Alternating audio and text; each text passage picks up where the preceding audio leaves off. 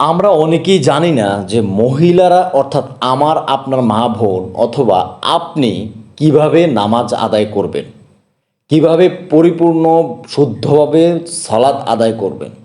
এগুলো নিয়ে অনেক মতবাদ রয়েছে, কিন্তু আমি আজকে আপনাকে রেফারেন্স সহ একদম ভিডিও সহ দেখাই দেব যে আসলে মহিলাদের সালাদটা কিভাবে আপনি পালন করবেন, অথবা আপনি আপনার মা অথবা বোনকে কিভাবে আপনি আদেশ করবেন যে হ্যাঁ তুমি এইভাবে নামাজটা আদায় করো, তাহলে তোমার নামাজটা সহি শুদ্ধ হবে। আমি হাদিসের রেফারেন্স সহ দিয়ে বলবো, ভিডিওটি শেষ পর্যন্ত দেখার জন্য বিশেষভাবে অনুরোধ রইল। দেখেন, নামাজ ছাড়া কিন্তু আপনি জান্নাতে কোনোভাবেই যেতে পারবেন না। প্রিয় দিনী ভাই ও বোন, প্রিয় বোন, আমি আপনাকে বিশেষ করে বলবো আপনি নামাজটা ঠিকমতো আদায় করেন। ওই দিনের কথা একবার চিন্তা করেন, যেদিন কেয়ামতের মাঠে সবাইকে তোলা হবে। আপনি যদি সঠিকভাবে আমল করে এই দুনিয়া থেকে যেতে পারেন, আপনি যদি আপনার আমলসমূহ আল্লাহর জন্য করে নিয়ে যাইতে পারেন, সেদিন আপনার আমলনাও আপনার ডান হাতে দেওয়া হবে। আর যদি আপনি আল্লাহ তাআলার ইবাদত করে না যান, পরিপূর্ণ ঈমান নিয়ে না যান, তাহলে সেদিনের অবস্থাটা একবার চিন্তা করেন। সূর্যটা আপনার মাথার উপরে থাকবে, জমিটা হয়ে যাবে তামার জমি। নবী করিম সাল্লাল্লাহু আলাইহি ওয়াসাল্লাম বলেন, সেদিনের কথা বর্ণনা দিতে গিয়ে বলেন, তোমরা কখনো কখনো কল্পনাও করতে পারবা না ওই দিনের কি অবস্থা হবে। জাহান্নামীদের, গুনাহগারদের মাথার মগজগুলা সূর্যের তাপে টকবক টকবক করে পড়তে থাকবে এবং চিৎকার চেঁচামেচি করতে থাকবে, আমাকে বাঁচাও, আমাকে বাঁচাও। কিন্তু আল্লাহ তাআলার সেই দিনের বিচার থেকে কেউ রক্ষা পাবে না। আপনি যদি গুনাহগার হন, আপনাকে জাহান্নাম দেবে। আর যদি আপনি এই দুনিয়া থেকে আল্লাহ তাআলার ইবাদত করে যেতে পারেন, আপনার স্থান হবে ওই হাউজে কাউসারের নিচে। বিশ্বাস করেন, নামাজ ছাড়া আপনি কোনোভাবেই জান্নাতে যেতে পারবেন না। আপনি যার কাছে যাবেন না কেন, যত বড় মাওলানা বলেন, হাদিস পড়েন, আপনি যাই কোরআন পড়েন, যাই পড়েন না কেন, নামাজ নামাজ নামাজ নামাজ আপনার লাগবেই। দেখেন, আমি আপনাকে ছোট্ট একটু কথা বলি, আপনি জান্নাত পেতে কিন্তু আপনার বেশি কিছু করা লাগবে না। আপনি সালাত ঠিকমতো আদায় করেন, হারাম খায়েন না, মিথ্যা বলিয়েন না, জাস্ট এতটুকুই। আপনি এতটুকু ঠিকমতো পালন করেন, ইনশাআল্লাহ আপনি অবশ্যই জান্নাত লাভ করতে পারবেন। আর সেই নামাজ আপনি কিভাবে পড়বেন সহি শুদ্ধভাবে, প্রিয় মা ও বোন, আপনাকে আমি অনুরোধ করব আপনি ভিডিওটি শেষ পর্যন্ত দেখেন, শিখে যান। আপনি বিচার করবেন যে আমার নামাজটা কি ঠিকমতো হচ্ছে নাকি হচ্ছে না। প্রিয় ভাই, আমি আপনার পায়ে ধরে বলি, এই ভিডিওটা আপনি আপনার মা অথবা বোন, আপনার কাছের যারা আছে তাদেরকে দেখান কিভাবে সহি শুদ্ধভাবে নামাজ পড়তে হয়। সেটা আমি আজকে আপনাকে ভিডিও সহকারে দেখাবো বাংলাতে। তো যেটা বলতেছিলাম, আপনি নামাজ ছাড়া কোনোভাবেই জান্নাতে যেতে পারবেন না। এটা ক্লিয়ার, একদম ক্লিয়ার। নামাজ হচ্ছে বেহেস্তের চাবি। আর নামাজ যদি আপনি ঠিকমতো পড়তে চান, অবশ্যই আপনাকে অজু ঠিকমতো করতে হবে, কারণ অজু হচ্ছে নামাজের চাবিকাঠি আর নামাজ হচ্ছে বেহেস্তের চাবি। আপনাকে অবশ্যই অজু ঠিকমতো করতে হবে, নামাজও ঠিকমতো পড়তে হবে। আমি ভিডিওটা দীর্ঘায়িত না করে মহিলাদের সলাদটা কিভাবে আদায় করবেন সেটাতে চলে যাচ্ছি। তার আগে একটা ছোট্ট অনুরোধ থাকবে, আপনি যদি নতুন হয়ে থাকেন আমার এই চ্যানেলটা সাবস্ক্রাইব করে সঙ্গে থাকবেন, কারণ অনেক প্রয়োজনীয় দোয়া, ভিডিও, আমল এখানে দেওয়া আছে এবং আমি আরও নতুন করে দিব ইনশাআল্লাহ। আপনারা আমলের নিয়তে অবশ্যই দেখবেন। আল্লাহ তাআলা আপনাকে ইসলামের জন্য কবুল করুক। আমি ভিডিওটি আর দীর্ঘায়িত না করে সরাসরি চলে যাচ্ছি মহিলাদের সলাদটা কি সেটা দেখানোতে নিয়ে। মহিলাদের সলাত ও ইমামত, প্রত্যেকটা জিনিস গুরুত্ব সহকারে মন দিয়ে দেখুন। পুরুষ ও মহিলাদের সালাতের মধ্যে পদ্ধতিগত কোনো পার্থক্য নেই। সলাতে নারীরা পুরুষের অনুগামী।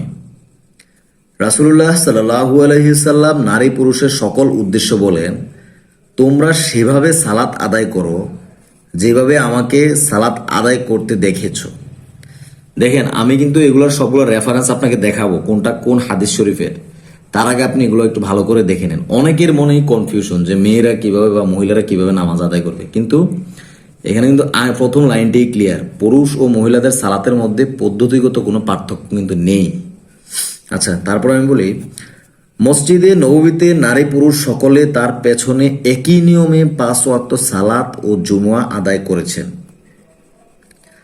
খ নাম্বার হচ্ছে, তবে মসজিদে পুরুষের জামায়াতের সাথে 5 ওয়াক্ত সালাত ও জুমুয়া আদায় করা তাদের জন্য ফরজ নয়।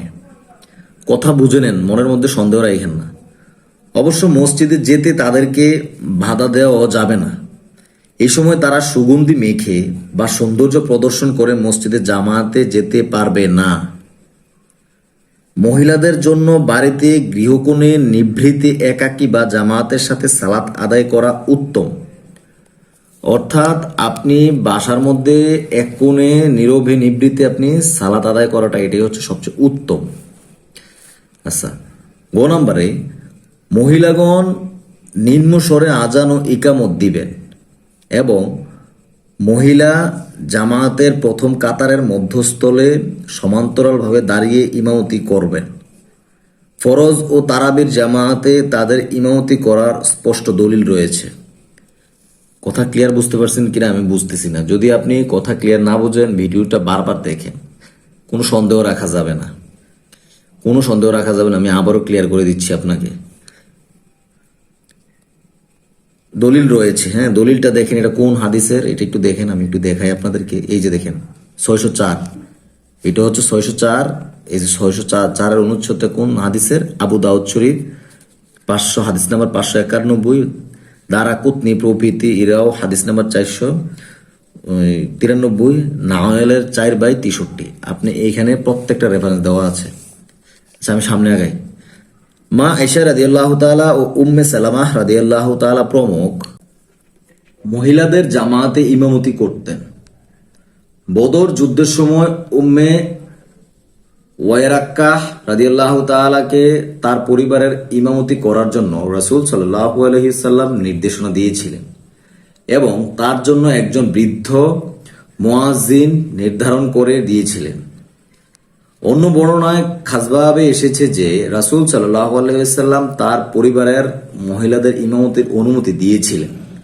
কথা কিন্তু বুঝে নেন প্রিয় বোন, ভুল বুঝিয়েন না। কথা ভালো করে ভিডিও দেখেন প্রয়োজনে, তারপরে বুঝে নেন, ভালো করে দেখে যান।